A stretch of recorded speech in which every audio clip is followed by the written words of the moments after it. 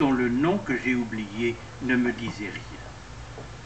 Les jours, à chaque reprise, mordaient un peu plus, semblables aux vagues montantes de la marée, mordaient quelques instants de plus sur le sable du soir, et maintenant, semaine du solstice, leur progression s'est arrêtée, comme s'ils avaient rencontré un obstacle, ou qu'ils fussent parvenus à la limite de leur force.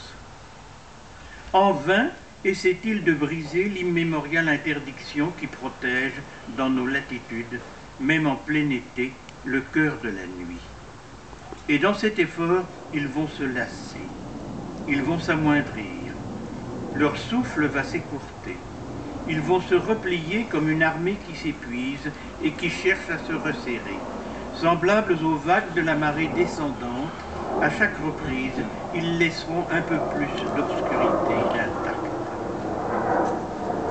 L'ennemi corrompra de plus en plus facilement ces troupes en déroute, les contaminera de plus en plus profondément de brume.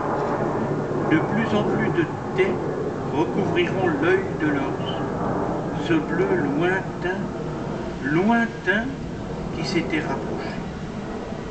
L'été sera court.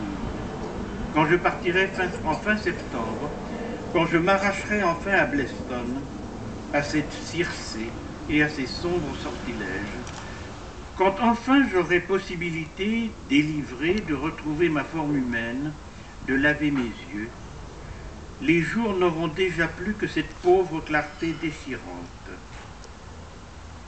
cette clarté de larmes et de lamentations qu'ils avaient au début d'octobre, lors de mes premiers pas, de mes premières recherches, de mes premières errances, de mes premiers combats, de mes premières défaites, de mes premières résistances dans cette ville. Puis ils deviendront ces ombres de jour que je vivais en novembre, si l'on peut appeler ça vivre.